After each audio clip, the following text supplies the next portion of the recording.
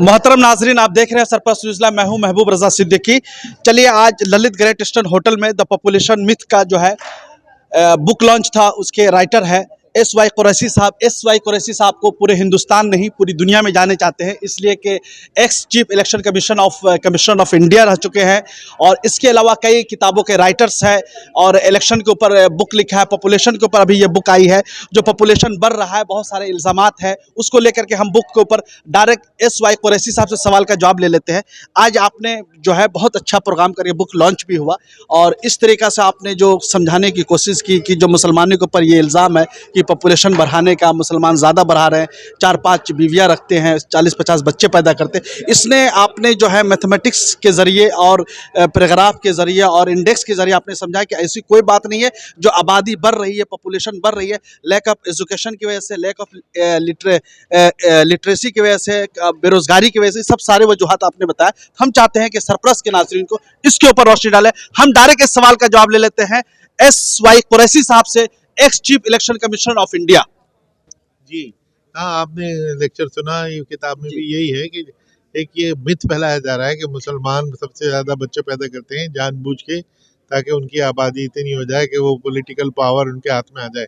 ये बिल्कुल बेबुनियाद बात है कि फैमिली प्लानिंग का दारोमदार होता है तालीम, वो भी तालीम निस्वां और आमदनी और सर्विस की डिलीवरी के, वहाँ पे सेवाएं लोगों तक पहुँचे।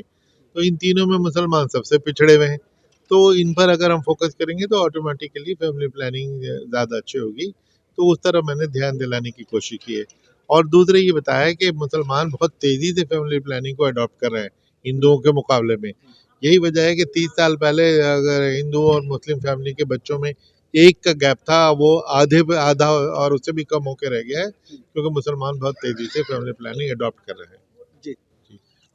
हुजूर, ऐसा लग रहा है कि ये सिर्फ हमारे ऊपर जो हिंदुत्व जो है, एक अलग तरीका से जो कॉन्सेप्ट जो है हिंदू मुसलमान के कम से कम तफरका पैदा करने के लिए, मुनाफरत पैदा करने के लिए इस किस्म के इशूज इलेक्शन में उठाते हैं ताकि हिंदुत्व की सरकार, आरएसएस की सरकार बना रहे और ये डर भय दिखा करके ये कब्जा करना चाहते हैं। जी बिल्कुल बिल्कुल, ये आपने ये कहा कि इसका पर्पस ही यही है कि हिंदुओं में एक भय पैदा करके, डर पैदा करके कि देखो मुसलमान जल्दी इतने आबादी बढ़ा लेंगे।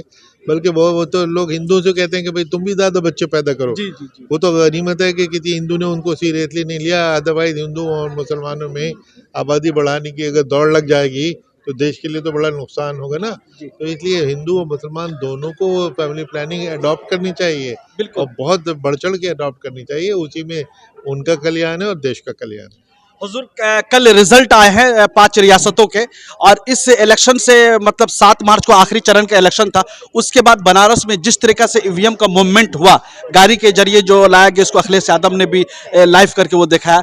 तो क्या इलेक्शन कमीशन, आप इलेक्शन चीफ इलेक्शन कमिश्नर रह चुके हैं, तो इलेक्शन कमिश्नर के मुताबिक ये ईवीएम का समझिए मूवमेंट या ईवीएम का एक जगह से दूसरी जगह जाना, तो इसके क्या प्रोटोकॉल है, क्या चीज़ होनी चाहिए, किससे परमिशन की ज़रूरत होती है, क्या बगैर किसी को इन्फॉर्मेशन अदर पार्टीज को दिए हुए हम इसको मूवमेंट ईवीएम का कर सकते हैं या नहीं कर सकते? डायरेक्ट इस सवाल का जवाब लेते हैं x chief election commissioner of India जनाब एस वाई कुरैशी साहब से, आईएएस।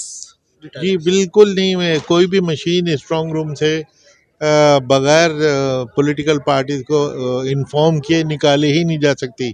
और बनारस में भी यही हुआ कि वो जो लेके जा रहे थे उसकी किसी पॉलिटिकल पार्टी को इत्तला नहीं थी। दूसरे कोई सिक्योरिटी नहीं थी। बगैर सिक्योरिटी के कोई भी मशीन, एक भी मशीन कहीं भी जा ही नहीं सकती। तो बगैर सिक्योरिटी के प्राइवेट गाड़ी में ये मशीनें कैसे गईं, इसकी ये बहुत सीरियस इशू था।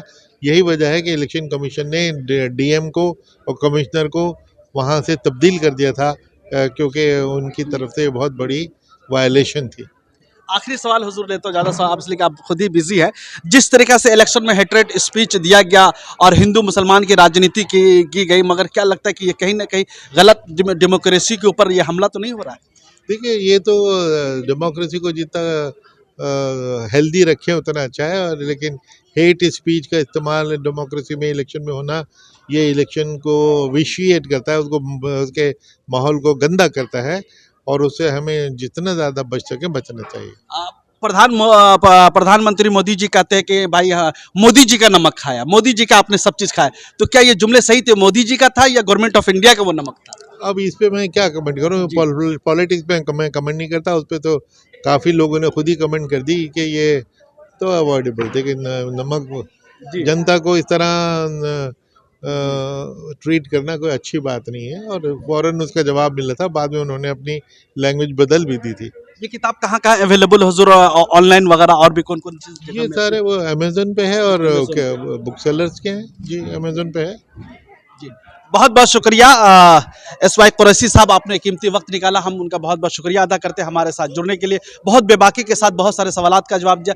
आप देखते रहिए सरपरस्त न्यूज़ लाइव को, दीजिए महबूब Rashid. Thank you very much हमारे साथ जुड़ने के लिए, शुक्रिया। कैमरामैन परवेज के साथ।